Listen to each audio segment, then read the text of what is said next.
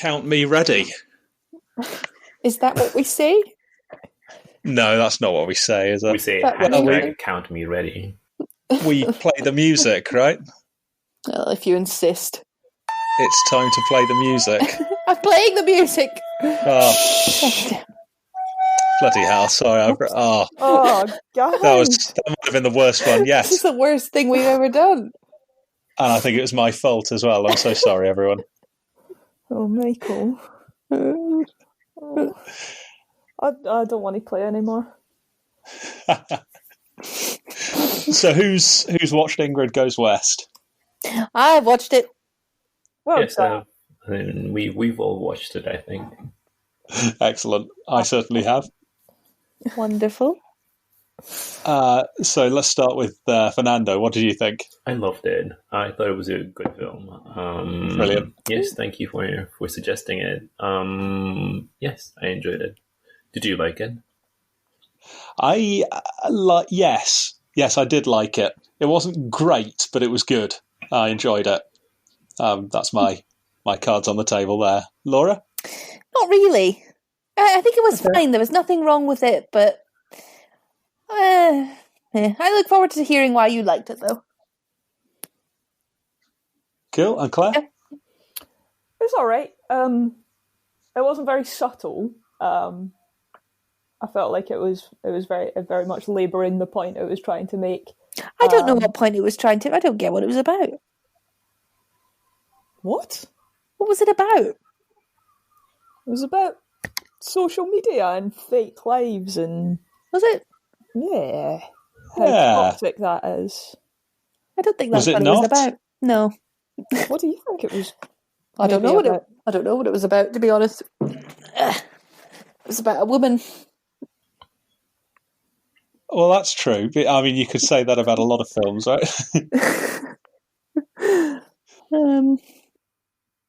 Yeah, I think it was about the relationship between women when one of them's a liar. Oh, interesting. Which one? Oh, indeed. Okay, sorry. Dude. It like social media ran through every facet of this film, right? Yes. Oh. Yes. But what? Oh, go on. Right. Well, okay. So yes, in a sense, it was about social media, but I wasn't sure that it was making a moral point about it. I thought we were just exploring the experiential realities of an unstable woman. Okay. Yeah, in the end, it was a story about people, wasn't it? Yeah. I mean, I can see where you're coming from, that maybe they did intend to just have a very heavy-handed, moralizing, look at the dangers of social media. And I can see how they did that with the end of like, she can't even stop, she doesn't learn a bloody thing. Nobody learned a goddamn thing. But we all learned a little something about ourselves, didn't we? Yeah. What did you learn? Who, me? Mm-hmm. I think I learned how the whole Instagram thing can really genuinely affect people in a profound way. There were a lot of the way they were using social media and stuff. There was a lot of stuff that I recognized in myself, just that I'm not as far along as that. And I always figured, Instagram, apparently everyone, I've never used Instagram, but everyone tells me it does have this effect of you're constantly seeing beautiful people living happy lives and you feel bad about yourself as a result. I don't have that. Sorry, okay, go on. I do have Instagram. We'll get into that because, as you can hear, I'm not an Instagram expert. I don't know what I'm talking about. But I think what got me was I thought it maybe made people feel like, that's a bit rubbish sometimes on Instagram, but actually it has the potential to ruin people's lives. And that was, once they point that out, I can see that in a way. Mm. Who does use Instagram? Fernando? No, not on Instagram. No, Claire? No. That would Laura, yes. educate us. Well, it's mostly I follow lots of Disneyland park accounts so that I get like behind the scenes stuff, or people who just go there every day and post pictures of the parks. So in a way, I am Ingrid also, but my obsession is theme parks. Yep. Only some of which are in California. Yeah. I suppose you don't want to be the theme park. No, I don't want to be the theme. Did Ingrid want to be the... I guess she did. I thought she did everything she did just so that she could have a best friend, rather than trying to, like, mould her. Anyway, I don't know. We'll get it. But also cats on Instagram. And yes, I suppose celebrities. So in a sense, I'm getting that, but... So what's... That's the question then. What is the attraction of following these people and these accounts on Instagram? I guess if you have a particular attachment to a celebrity, say Tom Hanks, although I don't think he is on Instagram, then you can get little glimpses into their lives. Sam Neill. Okay. I love Sam Neill on Instagram. He just posts pictures of himself reading little poems and snippets from books and singing. That's nice. And it's been very calming because he's in isolation at the moment. So. Oh, okay. Plays the ukulele sometimes. Yep. Yeah. Okay, so that is very much the reason Ingrid, or at least the initial reason that Ingrid is doing this stuff, right? Mm-hmm. She wants a glimpse into that life, but I guess the difference is that she's so obsessed with it that she's actually taken steps to become physically part of that life, right? Yeah. Whereas you'd never go to a Disney theme park. I would never do that. Did you recognise Ingrid in yourself? Because I think that was the scary bit for me, was that I recognised that in me. A bit. The stalking tendencies, yes, obviously. Yeah? Only a bit. That's interesting, because what I recognised was the need for approval. So, like, you post something online, you need it to get likes. That was a bit I sort of felt an affinity with. Yeah, okay. Not the stalking so much. I know what you mean, the refreshing to see if anyone's liked it. Yeah. Again, I hope I'm not that far along, but there's a touch of that in there. Yeah. And being really confused when people don't like something. They're like, that was hilarious, guys. Why? Yeah. I wouldn't know because I'm so successful on social media. Oh, there we go. Oh, you are as well. You have the longevity to make it count. It's not like me, where I sort of post twice on Facebook each month, and one of them is just some weird joke that only I understand.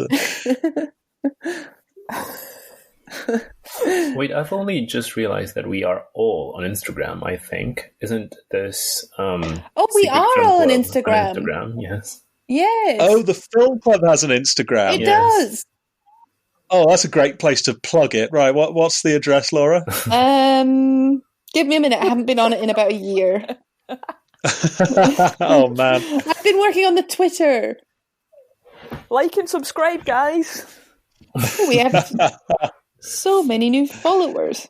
Well, we know that we have like at least 5 or 6 listeners, possibly. We have 100 followers on Instagram. No way. We have 100. So are most of those just people? And the last time I posted was the 3rd of October 2018. What did you post? Still from Dostana. Brilliant. Dostana. Wow. Yeah. Oh, man. Good times. Let me plug the Twitter now, though. What's on the Twitter account? The Twitter's quite successful. Even though, again, I need to get back on. God, it's just so much work. When you say successful, exactly. Wilf sometimes replies. Wilf does sometimes reply. But I also wonder, like, the stats were up. Maybe it was the Twitter. Stats were up. Oh, yeah, there we are. Okay, Yeah, so could it's be. at Secret Film Pod. So, Brilliant. I assume I couldn't get anything better than that. No, that's good enough for me. Yeah, so maybe there are loads of people right now sort of stalking us, trying to get into the film club. Maybe. Probably. If you're listening, you can't join. No one can join. Stop listening. We don't want you here. What if one of us has already done that? Oh my God. Oh, what? Well, we were all founding members, weren't we? That's what we think. Someone realised we were going to have the idea. Someone planted the idea in our... Whose idea was this? I think it was mine. Yeah. But I was in the car with you when I mentioned it, and you said, hey, we should actually do that. And one or both of the other two of you were in the car. I was not. You told me about it. No, we were in that restaurant. No, we were all... Me, you, and Fernando were in that restaurant, the Japanese one. What? Kazoku. We were in Kazoku. I mean, I remember having my first conversation about the film club with Michael outside the school of physics. Well, you're wrong. Really? Your memories are wrong. I suppose that my memory could be wrong. So I'm saying it was in a car. Laura's saying it was in a Japanese restaurant. Fernando's saying it was outside physics. Claire, what do you reckon? I don't know. It just happened, didn't it? I don't think it just happened. I think like we all might happened. Be Ingrid. Sounds like it. Wow. That's weird. I think I made it happen through secret methods so that I would have friends. That seems to be what's happened. None of you quite remember how it happened. So I must have used some kind of subversion or something. How bizarre. Is this another example of the... what was the movie that we watched? The Rashomon Effect. The Rashomon Effect, yes. Yeah. There was no Japanese restaurant. It happened. It happened in a car.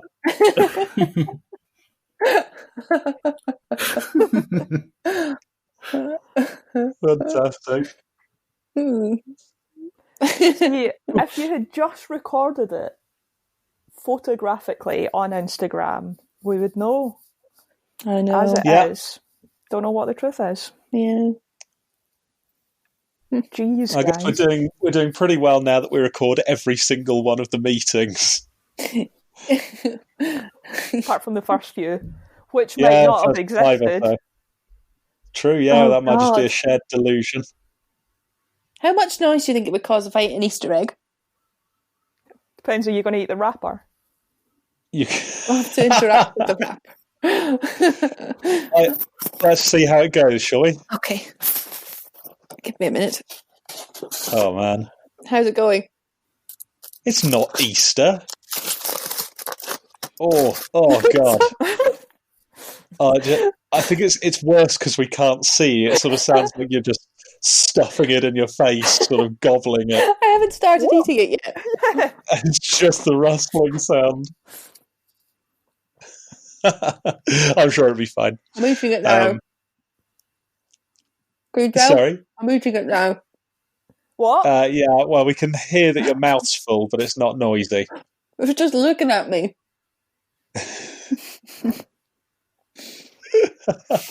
Sorry. Go on. God, we're way off here, aren't we? Right. So Ingrid goes west. Why did you like it, Fernando? Yeah. I thought it let us see how I guess, emotional condition that can exist, in fact, exists independently from social media, can be made worse by new technologies. And it also somehow reminded me of, I guess, myself. When I had a Facebook account for perhaps less than a year, and maybe I think it was 2010. And then I just remember that it made me feel really bad, and I guess physically made me feel bad. Just, I don't know what exactly about it. Well, yes, I guess I was just jealous about everything. And people talking to each other without my permission. I just hated it. So I, even though I realized that it was making me feel bad, I guess I kept it for a while. And then I was like, surely it would be better if I just deactivated the account. And I did. And my mood immediately improved. Well, perhaps not immediately, but certainly it did not take long until my mood improved. And I was just better, not knowing about other people's lives. And I know that this is not the case with everyone. And I'm glad that people have Facebook, and that some people that have Facebook actually really enjoy it.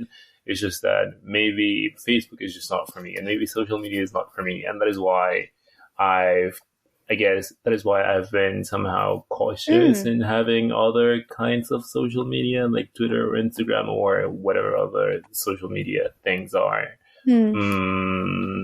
Yes. I'm sorry, did I answer your question? Or was I just talking randomly? I can't remember. That's a great answer. Yeah, it's okay. So you said you felt bad using Facebook because you felt left out of conversations that other people were having? I guess so, yes. Maybe maybe it was a good, I guess maybe it was a positive experience overall, knowing that, I don't know, I should be more respectful of other people's lives. I should have my own life. Yeah, okay. Like there was something sordid about the whole thing, about the openness. Oh, sorry? That's not what I got. Maybe that's not what you meant. Like you were saying sort of the fact everyone could see your life and you could see theirs was kind of unpleasant. Yes, I think that maybe for me there is indeed perhaps oversharing of everything, oversharing of feelings, oversharing of I don't know, I suppose the feelings. Yeah, okay. Now that I can see, definitely. Yeah, this Easter egg is so good. Yeah, go on, sir. Easter, not Easter. I think for me it's seeing other people interacting and having a nice time and somehow not being content with your own experiences because you're constantly comparing it to them. Is that how you see it, Fernando? Something like that? Rather than the sinister aspect.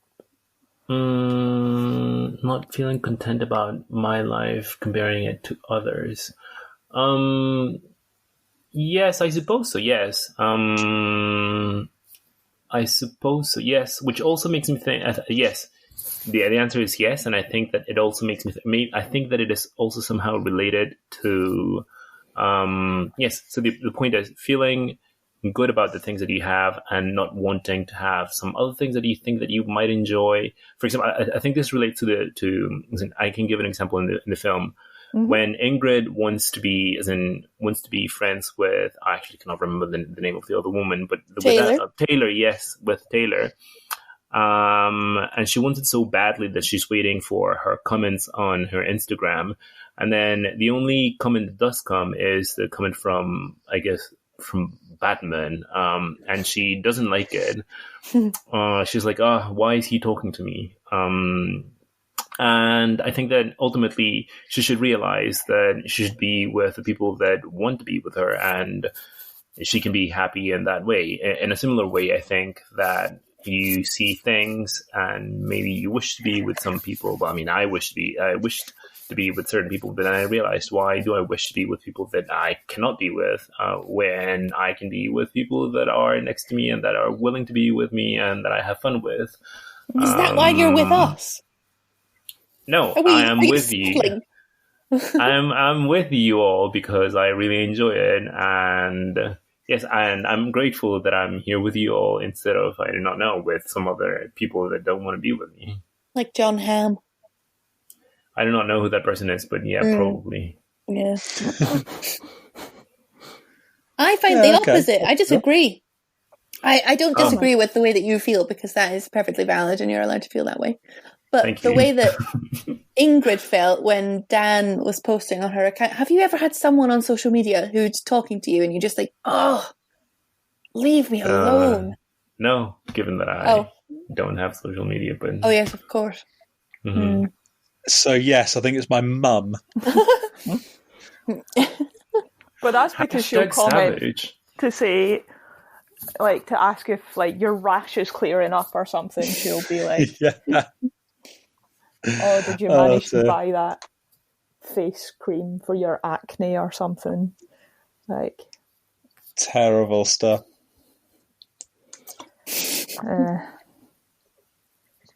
But that's not... I suppose she does like things a lot. Stuff like that. Yeah, I think it's people overusing stuff. So it's an odd thing, and I suppose the reason I didn't recognise some of the stuff in this film was that I've never used social media in that way, that basically to connect to people I don't already know. I've only ever used it to keep in touch with people I am or used to be friends with in real life.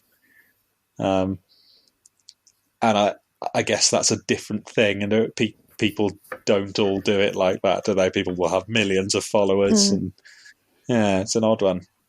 It reminds me, did you ever hear of Caroline Calloway? No.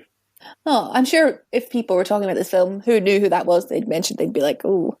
So it might not be a very original take. But Caroline Calloway is a social media influencer, and like a couple of months ago or something. Taylor. Yeah, like Taylor. This thing just blew up, and like people were talking about her all the time because her friend Natalie had written this expose in the New York Times about how she was the ghostwriter for Caroline Calloway's Instagram posts. And it was almost... Oh, this rings a bell. Almost yeah, you might have heard about it. It was really freaky how much that Taylor looked like the real life Caroline Calloway, and how much their relationship was very similar, of like one person always being kind of secondary and in the shadow. And weird. But as far as I know, this film had nothing to do with that. I mean, the Caroline Calloway is quite old, because the first time she came to light was when everyone realised she was scamming lots of people for fake art and fake art workshops. Oh. She's wow. writing a book called Scammer at the moment that lots of people have pre-ordered, and those of us who follow the story are waiting to see if it actually ever appears. Oh. It's interesting. I'd recommend looking it up. Money by... Okay. Yeah.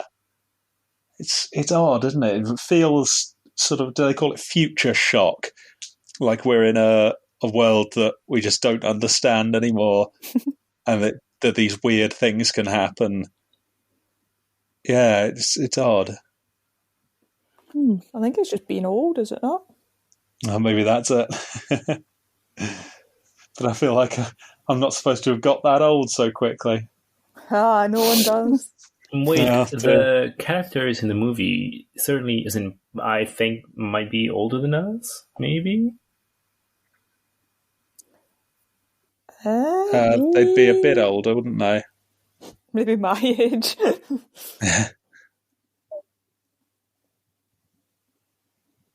I don't know. Sending you a screenshot from Caroline Calloway's Instagram so you can see how much she looks like the woman who was in the film. Let's have a look. Also, her website is called I Am Caroline Calloway. Oh, wow. Yeah. Yeah, okay. Yeah. Oh, yeah, she really looks like Taylor. Did they... I don't know. Try to make it look like her? Because as far as I was aware, this film had nothing to do with this, so... But they would maybe they take borrowed a little bit of inspiration. I don't know. How old is this film? I don't know. Not that old, but not that new either. Let's look it up. 2017. 2017. Okay. I don't know much about Caroline. What's her name? Calloway. I'm on her Instagram. Calloway. Not her Instagram. The Wikipedia page. Yeah, okay. 2013. Oh, so it could be related. Could be taking a bit of inspiration from her. She didn't. She started being on Instagram, but the whole thing blew up in 2018 when she launched the Creativity Workshop Tour, which turned out to be a huge scam. So thinking about the film, Laura, you didn't like the film very much. No, not really. I thought it was fine. It made me. I think you know how you didn't like Uncut Gems because you just felt on edge the whole time and like deliberately uncomfortable, and that's how just I felt. But it was not enjoyable for me at all. Where I was just waiting for bad things to happen, and I had no real. I definitely know what you feel to any of the characters. It's just every scene was awful. Yeah. I liked Dan. Dan was great. I thought he was pretty cool, yes. Likeable. It was, and that was almost what made it more painful, is that he was the one who was trying to make a genuine connection with her. Yeah. And she just sort of looked down on him and used him, even to the end. That was sad. Do you think that Dan and Nikki was it Nikki? Nikki. Were bonding genuinely? Do you think that Nikki was really interested in Dan? Yes. Yeah, they seemed to just get on genuinely, didn't they? But it's hard to know how much was Nikki just trying to get information about Ingrid, which he managed. It's tough. Yeah. Oh, Nikki was just the worst, wasn't he? Yeah. Oh no, he was the best.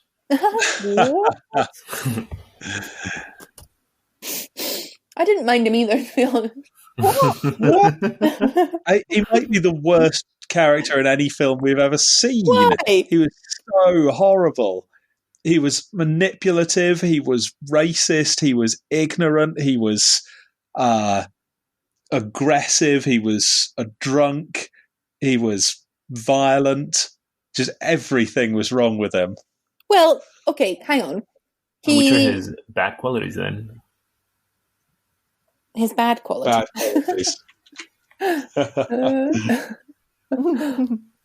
I think the only things he did wrong were racist joke, not acceptable. Fair enough. Belittling Ingrid by calling her Olga all the time, and taking her phone and looking through it. But everything he did after that, I can completely forgive.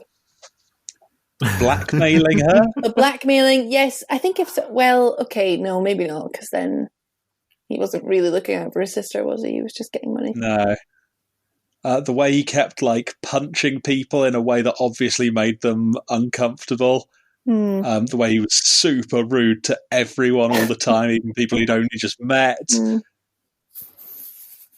Oh, he made my blood boil just watching him.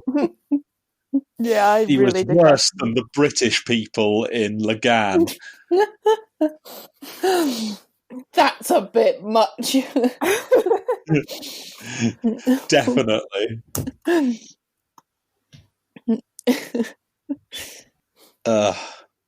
Also, he brought out the worst in Taylor. Taylor was mostly... She was a bit... vapid. What's the... Good word. Vapid. Yeah, okay. And a bit cynical, a bit whatever, but she wasn't actually a horrible person.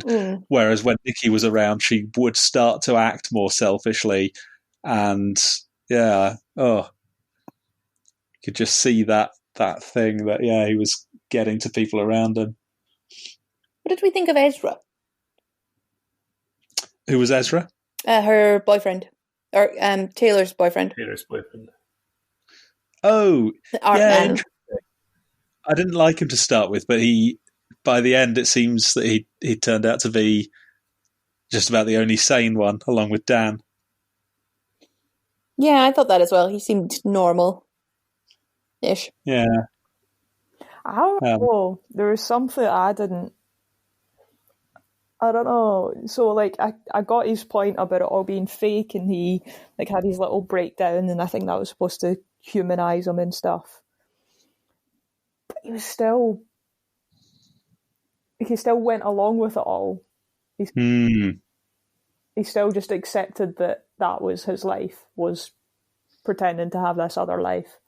It's like, well, if it's so bad that it's making you break down and be that upset, why are you still doing it? What? And his art was so bad. Oh my god, it was awful. It was so funny. That's the best moment of the film. Oh god.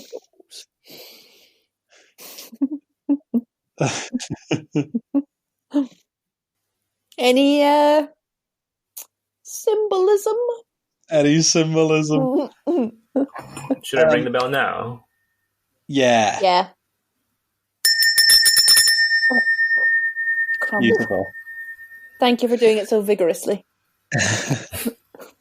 So, first thought: could this have been a film? Basically, was Instagram a symbol, or in other words, did it have to be electronic social media, or could this have been a story set 100 years ago with just a different theme? Do people act like that anyway? Yeah, I think so. I think the answer is yes. This could have been set in a different time where this novel technology did not exist. Yeah, think, maybe, Laura? because you could still have the facade of a perfect life if you were a super rich Victorian lady, maybe. You know, people have always been putting on airs and facades and hiding things and whatnot. There's something different about it being... I think there is something specific to Instagram, but the underneath it all, maybe you could translate it. Yeah, okay. What do you think? I think it's hard to know, because a lot of the stuff that she was doing, that a lot of these kind of insights into other people's life, you couldn't get insights into the lives of the rich and famous on a daily basis back even 10 or 20 years ago. But I don't know. It's like you said at the start, that this was still just a story about people, wasn't it? And I was trying to picture what that would look like. Fernanda, you think this could have been set a long time ago? So, but how could all of this have happened without social media? Via reputation, I guess. I'm just trying to think of other examples of Emma films. Emma? It basically Harriet is Ingrid. Wow. I haven't seen Emma. Wait, who's Harriet? Harriet's her poor friend. Is Ingrid? No, whoa. Well, I mean, could be, though. No. Could you summarize the plot of Emma? Emma's a busybody, pompous lady who's very rich and beautiful, who likes making matches for other people. But she gets people into a lot of trouble because she makes the wrong matches and hurts people's feelings. And she also adopts a poor person as like a best friend. Okay. Yes. It doesn't precisely work, but, if we were going to make it into a sort of Victorian era, then that's... I'm also thinking of the film Crimson Peak, never saw where a formerly wealthy British man goes to the United States, and all he has is his reputation. So nobody really knows that he isn't rich. But everyone wants to be around him because of his... he might have a nobility title. I do not know. I can't remember. But as in, you can certainly deceive other people if they don't see exactly... if you can put up a front, I guess, and they don't really see your life more closely, I think.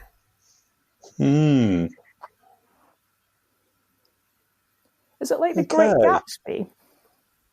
Is that what? Is it like The Great Gatsby? Yeah. Well, I guess more or less. I mean, he genuinely had much money, I think.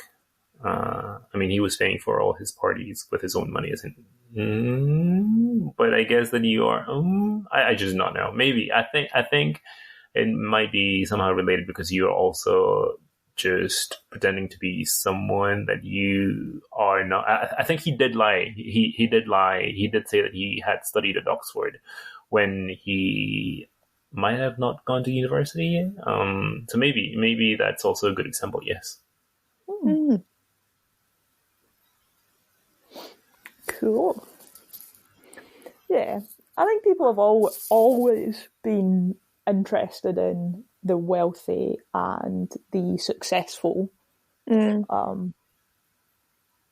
don't think that's a new phenomenon. I think things like Instagram and Twitter give us like unprecedented insight into people's lives, but as much as you can mimic and become part of someone's life, I think people have done that forever.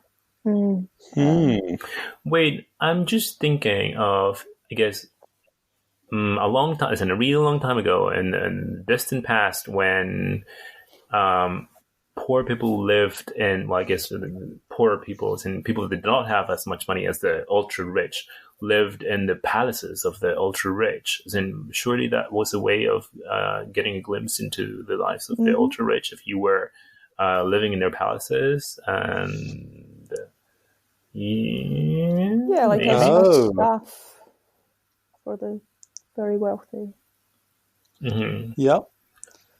In just the same way that, say, well, we have a whole chain here, but Ingrid was doing stuff for Taylor, and to some extent Taylor was using Ingrid, in just as if Ingrid were employed by her. She's someone lesser in the social or economic chain, and we'll get Ingrid to lend me her truck, or we'll get Ingrid to pose with me for a picture that'll get me more followers on Instagram.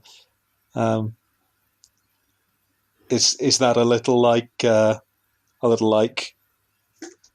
less formal and more manipulative way of using someone who's of a lower class to help you in your house? To me, I just do not know. But I think that Taylor was also saying. I think she was also faking, as in she was not. As in she also did not have the life that she was saying she did. I mean, maybe she socialized with people that had more money than her, but I don't think that she had. I don't think that she was rich. Oh, Taylor. Taylor. Yeah, I see what you mean. Yeah, so it's not an economic thing in the same way, is it? It's there we are. Is this number of followers you've got a sort of symbol, a sort of stand-in for material wealth? Or is it the other way round? Actually, those people for centuries and centuries filling their house with marble statues and flaunting their material wealth. It was to make them look like they were living the high life and to try to buy this social status. Yeah, so they were making themselves like attractive and appealing to people who might want to be friends with them by having stuff and by being wealthy. Instead of, in the same way Taylor was living this aspirational lifestyle so that people wanted. I suppose she filled her house with stuff, didn't she? She had. I suppose so, yeah. There was a lot of, oh my God, you should buy that. In that exact voice. I thought that was just a clip from the show. Well, it was. Yeah. I did think it was quite telling that she had the man lie in the dirt to take her photograph. Yeah. That was... oh my God, symbolism! That was quite symbolic. Wasn't it? Yeah, it showed how little she really cared for some of the people around her. And was Ingrid just the same? How much that picture just misrepresents the situation. You know, like she's got this snap of her having a lovely time, but yeah, the people around her are lying in the dirt. Yeah. Yeah, it was cold, wasn't it? Yeah. Well, I have a question. Mm-hmm. So we just asked our second years to think about what the relationship between the virtual and actual world is, and whether they're separate or overlapping or it's just a sort of socially constructed divide between this idea of virtual and non-virtual and whatnot. I'd be interested in your opinions. Oh, how much are those two things connected? Yes. Would you separate them, first of all? I see. Hardly. I think it would be an artificial separation, wouldn't it? Mm-hmm. Well, I guess most of what we're talking about is just people talking to each other. Yeah. And people talking to each other is sort of the same whether you're... It only changes in velocity and convenience, right? Mm-hmm. Whether you're having a conversation... Would you say you play face with someone or... World of Warcraft, don't you? Yes. Is that like a separate... Do you feel totally, fully in your own body when you do it, or are you transported to another world? Oh, there's a good one. Now that's some and some. Because part of the joy of that is the escapism and feeling that, playing in a virtual world that really is separate from the real world. And that's quite fun, these virtual spaces that you can run through and have adventures in. So I suppose that really is separate. But then the other side of that is the social side. Yeah. And the social side is playing with other people, some of whom I know in real life and some of whom I don't. But basically all of those are just real connections with people that are pretty much the same as talking to someone face to face. I suppose social stuff is just social stuff, whether it's face to face or virtual. Wait, would it be the same difference between, would the difference between, say, Minecraft or Dungeons and Dragons be the same difference that there is between the cinema and reading a book? Because when you go to the cinema, it's basically someone telling you a story, but you can see it with your own eyes. Whereas when you read a book, it is you who has to imagine all the scenes. And maybe Minecraft is the same, as in you imagine this new world that really is just, I guess, is embedded in reality, because you're playing it because it exists in reality. But when you play Dungeons and Dragons, maybe you don't have all that visual art, but you are creating it yourself. Would it be as separate from reality as playing board games with your friends in your room? Good question. I think that's a very good comparison. Dungeons and Dragons is telling a story just the same way as the cinema is. Mm-hmm. But how explicit that is different. Ideas about what the virtual is go way back beyond like the internet or anything like that. It used to be all to do with imagination. So there is something very tying between something like Dungeons and Dragons and then something like cinemas and World of Warcraft and other things that are more technology based. Yeah, okay. Any thoughts, Claire? I think it's a very difficult question. They're all very difficult questions. I think the real difference for me with the internet and that public profile is the amount of control you have over it, and how you represent yourself, and therefore, like, whether you are sort of playing a character, that avatar, even if it is your face that's on it, can be whatever you want. And you do that to some extent in real life, but you don't have the same level of control over it. But yeah, there might, there might be a distinction because that you can not hit send basically, but in a conversation, once you've said it, sort of thing. Yeah, okay. There's certainly something people have said for years is one of the great things about the internet is you can be whoever you want to be. Whatever random forum or corner of the internet you end up on, people don't know you. It's difficult to have that in real life because you're sort of constrained by these physical limits of community sizes, and people will know you. Whereas on the internet, you can just have that anonymity and change who you are. Is that what you mean? Yeah, something like that.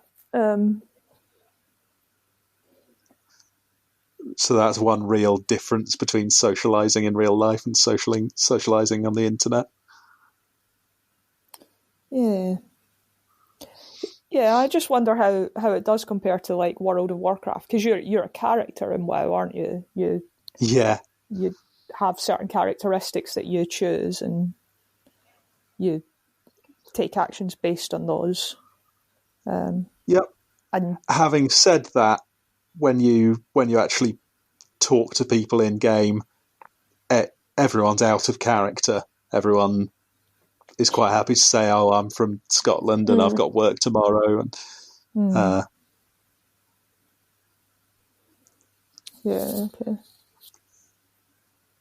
I say that's not entirely true. There are when you decide to play, you choose the server type, and a small minority of people choose an RP server, a role-playing server, where people are broadly expected to stay in character, which is an odd one. No one I know tries that, because again, you spend hours pretending to be an elf or whatever. It's maybe not what everyone wants to do, but it's a really interesting world, and I think some people get a lot out of that. But that's a different story altogether. Okay, so it's more the environment you're escaping into rather than a different character you're escaping into. Yeah, I guess so. Yeah, it in some sense you lose yourself in it's the world really. But I suppose it's like we watch a film and we discuss it afterwards, and we can enjoy losing ourselves in that film, in that glorious moment of these fantastical worlds that we enter when we watch the films. But then when we're talking about it, we're outside that world, and we can discuss that world, but we're not a part of it.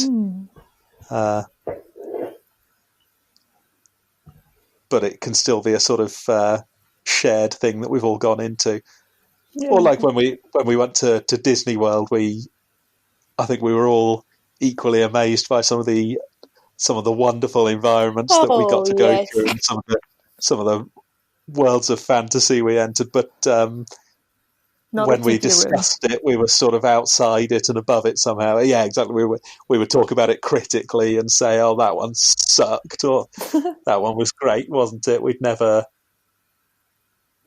Almost having other people there can sort of break that immersion. Although it was much more difficult to become immersed when I was there by myself. Really? Do you remember you all went to the water park and I went to the Magic Kingdom one day? Yeah. And it's just not as fun because you're just wandering around on your own thinking, I should get in a queue. Oh, I can believe that. I'm just in a queue now. Yeah, okay. I'm at the end of the queue. I'm on the ride. That's nice. I mean, a bit. Like, though it wasn't like just walking around Tesco or something, but... Yeah. But think about, like, if you could go on the Pirates of the Caribbean ride, just you, no one else on the whole ride, not another human in sight. Oh, that's my dream. Yeah. And what an experience that would be. To have like your own personal world that you'd almost get lost in, and it necessarily takes you out of that when other people are there, right?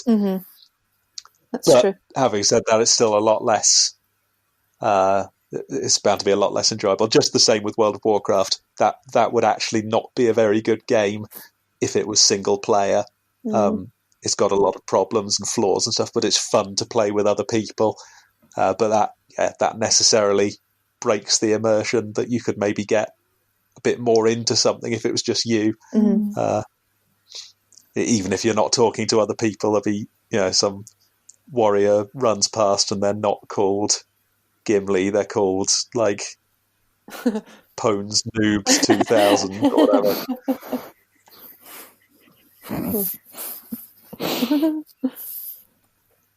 Yeah, okay, right. That's going to be my answer to your question. Now that we've chatted about it for a bit, is that the virtual and the real can be. Sorry, the virtual and the actual can be very separate and distinct spaces. But when you bring people into it, it all comes crashing down, and it's all the same. I think I'd give that about 15.5. Oh, thank you. Yeah, solid answer. Could be a bit more nuanced, but I'll take it. That's what I say on literally every single essay, even if it gets an 18. It could be more nuanced. Could be more nuanced because I never know what else to say. Yeah, I think possibly every report I marked last week said could have more nuance. Said like what was it? Could use more critical thought. Ooh. And it was what did I say? Critical discussion of alternative approaches you could have taken. Ooh. And that's always true. No one ever is like, but actually, what does... No one really thinks about stuff.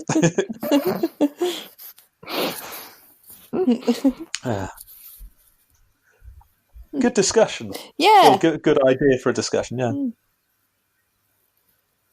I thought it meant the film club in general. I was like, yeah, that was nice. Film club as well. Out of things to say. Anyone got any other notes about the film? Yes. Or thoughts? Yes. Oh, no, sorry, I meant yes, good question. Oh, I do have a question. What did you all think of Taylor's stubborn defense of her brother? As in, even when her brother was criticizing her boyfriend, she decided to be on her brother's side instead of Ezra's side, even though it seemed more reasonable to be on Ezra's side, and it would have been, as in fact, it was rude to be on her brother's side. I can't remember what they were arguing about, but my feeling was that Taylor really did believe what she was saying. I don't think and was just coming out honestly. Well, what they were discussing is in Ezra was just pointing out that he went to a startup company and they had a I think it was a painting of contemporary art on the wall that made no sense, and he was just criticizing it and saying why it was asking what they mean by that, why were they doing it, and all Nikki was saying is, well, you wouldn't be saying this if they had one of your paintings. Okay. And I don't think that Taylor actually agreed with Nikki, but she just wanted. It was my impression that she was just obsessively on his side just because he was her brother. Or or did you think differently of this? No, I think she did idolise her brother. She had some weird thing about him. Just the way she spoke about him, I don't think she thought he could do anything wrong. Yeah, I got that impression as well. But I also, you're right. But it also occurred to me what they were talking about was,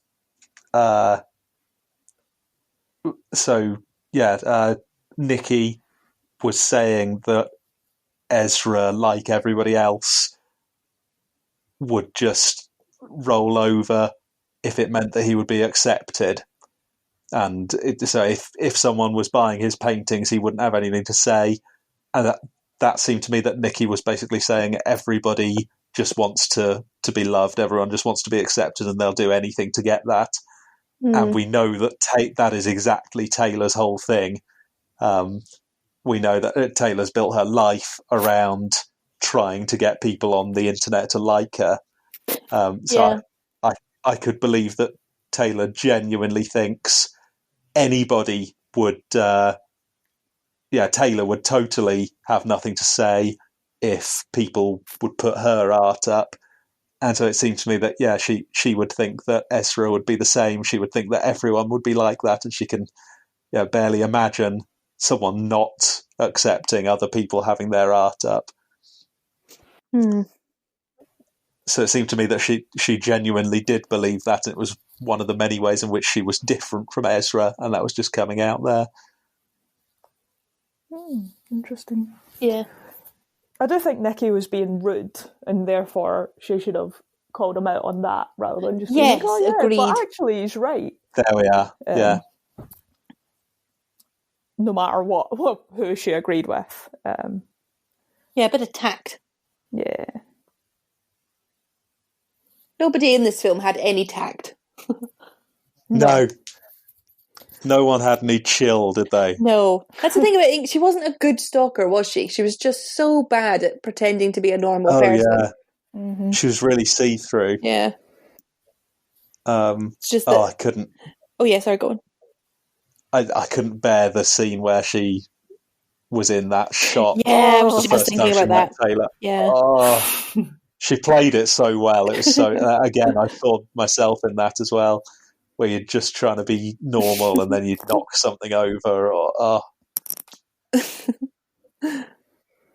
and then she says, I'm going to get this, and just walks out instead of saying, it's far too close to home. Enjoy the film, you too. Oh, God, yeah, just that kind of thing. Yeah, awful. Yeah. But it occurred to me, so I was trying to think, like, how could Taylor not be seeing through this? And I realised when they were in the first night that they'd taken the truck and they were doing coke together, I think everybody maybe acts like that around Taylor. Taylor must know so many people who are a bit starstruck and super fake. And, not saying anything about California, but was she surrounded by people like that? So she just didn't notice anything weird. I had a different thought, which is that she was so obsessed with herself and so surface that she could only see the surface of other people. If she had the blonde hair and she had the purse and all the clothes and she looked the part, then that's all that Taylor could see or was interested in, because she just wanted to talk about herself. So she never really got deeper than that. Yeah. That was my thought. Yeah, this is... I think when some people lie, they give themselves away by constructing something too elaborate, and actually no one cares about anyone, and it's really easy just to bluff your way through life if you just try not to say anything. Maybe it's for that same reason no one cares about anyone else around them. Everyone's just wrapped up in themselves. So, do we think that they did have real moments of intimacy? I was trying to work it out. I'm not sure. And between Taylor and Ingrid, you mean? Yeah. Yeah, it was tough. Going to sleep on someone's shoulder is not something you do when you're in a completely fake relationship. I think Taylor at least trusted Ingrid. Mm-hmm. And Ingrid very much looked up to Taylor and loved her in one way or another. Yeah. Oh my God, it was all about Eve. Yep. Oh my God, it was all about Eve. That's what it is. Oh, of course. Oh, it's the same thing. Yeah. Yeah, Eve is just Ingrid. Mm-hmm. She didn't really try and like totally usurp her though, did she? She always maintained I love Taylor and I just want to be with Taylor. And yeah, she did just want Taylor to accept her. Oh, and Taylor didn't have anything, or didn't really do anything bad to Ingrid until she realised what was going on. Oh, that's a really good comparison.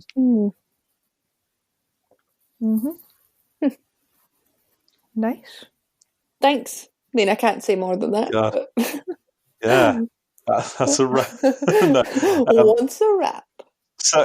So one step down the chain, I've got a chain here of 4 people, which is Hayley, Taylor, Ingrid, Dan, where each one is looking up to the person above them, and each one is using the person beneath them. Who's Hayley? In that chain.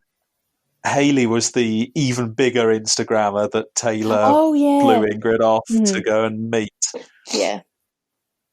And it seemed to me that was weird that in a way Taylor was doing just the same thing, but up another level. That may be why she didn't want to see through Ingrid as well. Because if she could convince herself that, that does work, then it might be working with whoever it was she was following. Wait, maybe she was seeing through some of her attitudes, and she did suspect that her boyfriend was imaginary. She did say, "Oh, you're imaginary boyfriend." They were having a conversation at that event with Hayley, I think. So if she did suspect that her boyfriend was imaginary, maybe she was in fact seeing through some other things as well.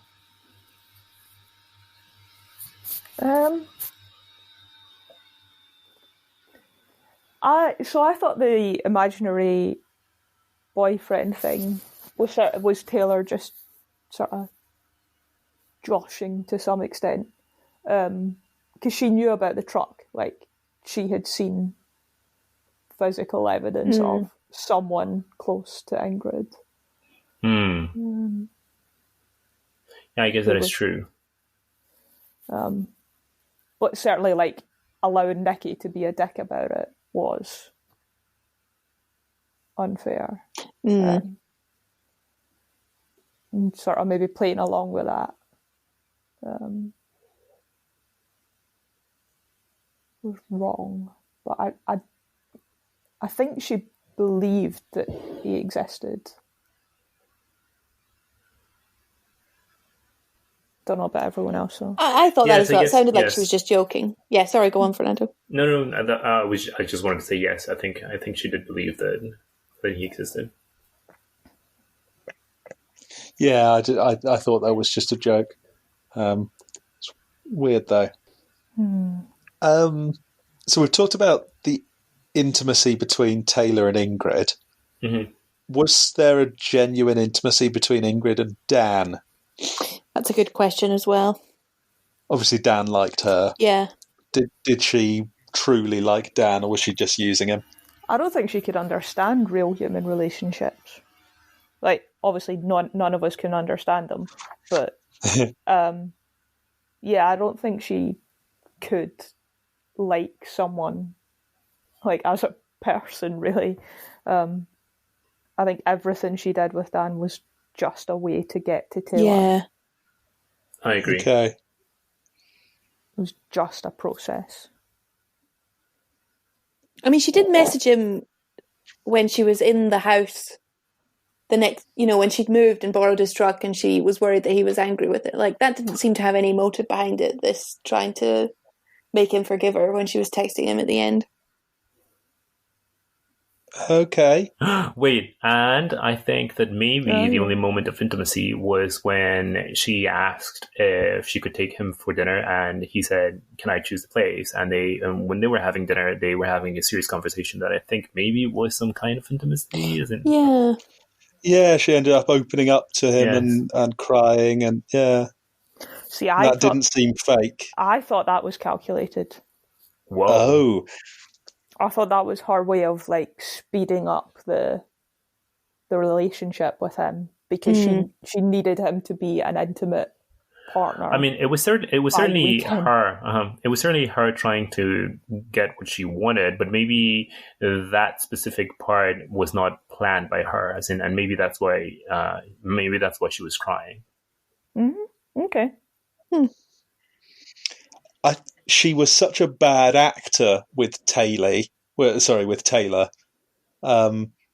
she really was. And it was part of why it was so painful. She was so see-through, and as we were saying, it's amazing that Taylor didn't see through her. But with Dan, if she was faking it, she was doing a really good job, and that made me think that maybe some of that was not totally fake. Yeah, because she was a terrible, terrible actress. Yeah, like she couldn't hide her feelings. Or maybe it is when you try really hard to do some things, and maybe when you care about something, you try really hard and you end up just missing everything. Whereas when you don't care about something, you do it just so, I guess, carefree that everything goes smoothly. Because you're more relaxed and you. Yes. Yeah. Okay, I can see that. So she was opening up to Dan because she didn't care about Dan. Yes. Yeah. Yeah. Okay. Oh, that's a thought. So the other thing was it was a weird moment, but when she was pretending to be Catwoman in the bedroom, she seemed like she'd just put her whole heart and soul into that. She wasn't like doing another weird sort of lame faking. She seemed like she was really into that and in her element. This is why she was so frustrating to watch, because the time she was having, like, she was actually committed and doing life, like living her life. She was just doing that using that as a mechanism to get to Taylor and to live this fantasy. Yeah. She was like accidentally living along the way. Yeah, okay. Didn't realise that's the bit you're actually supposed to be doing. So frustrating. Yeah. So yeah, she was crying and opening up, but only by accident was she actually having a real conversation. Yeah, so there were even... It's in some ways it's so easy to have a real life that she couldn't stop herself having a real life, but she still was so obsessed with Taylor and everything else that she stuck with it and didn't let real life get in. Oh, that's tough. It was so frustrating. It was such a difficult film to watch.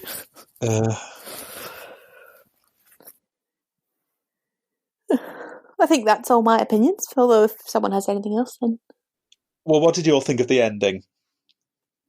Yeah. Was that a satisfying ending, Fernando? Was it a satisfying ending? And what did it have to say about the rest of the film? Was it a satisfying ending? Satisfying in the way that what I thought is I wish the movie did not end there. I wish something else was said. But I also thought, well, the movie has to end at some point, so I will take it.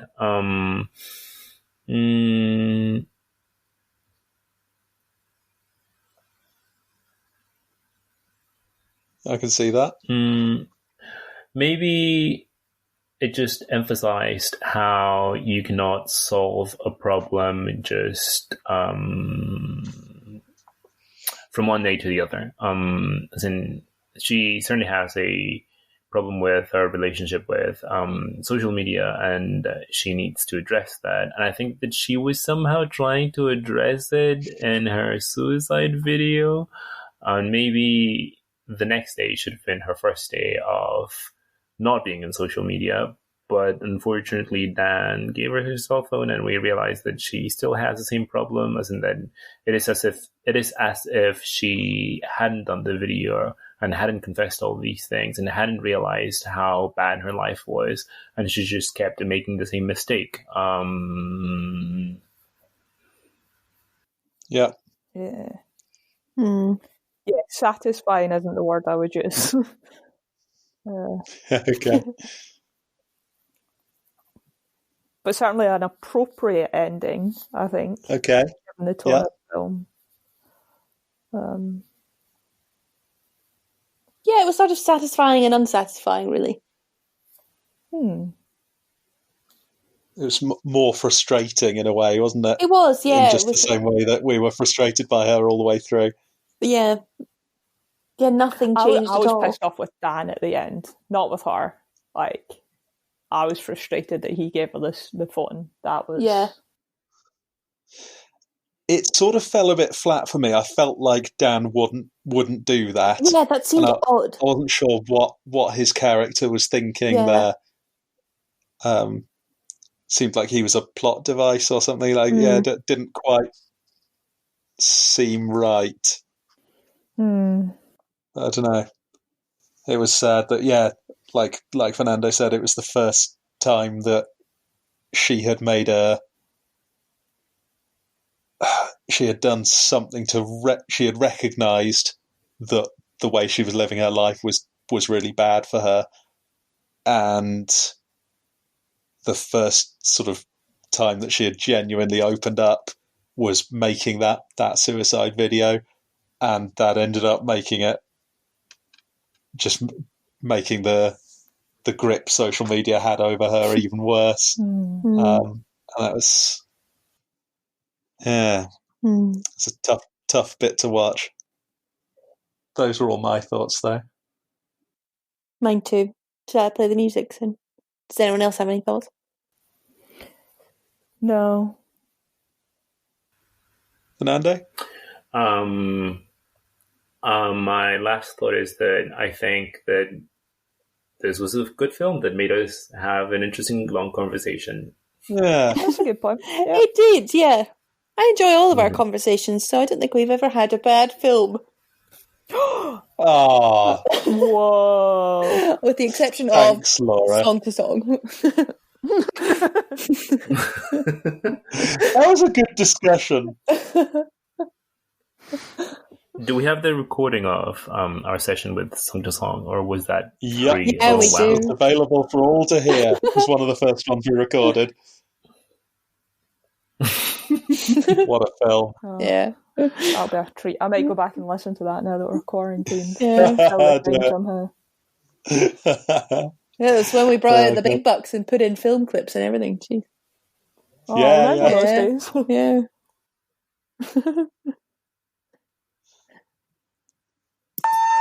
I've got my hand. Michael!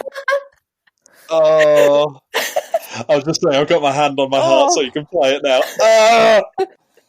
Oh, it's like watching Ingrid Goes West. Oh, I'm so sorry, everyone. This is going to be a nightmare to edit. Right. Absolutely terrible. I'm going to count down and we'll all remain silent. Are you going to say go? Sorry. 3, 2, 1. What are you counting down for? Right, I'm just playing. You can talk over it if you want. There's no point to anything. What a recording. One person that can't talk over it, the rest of us can all get muted.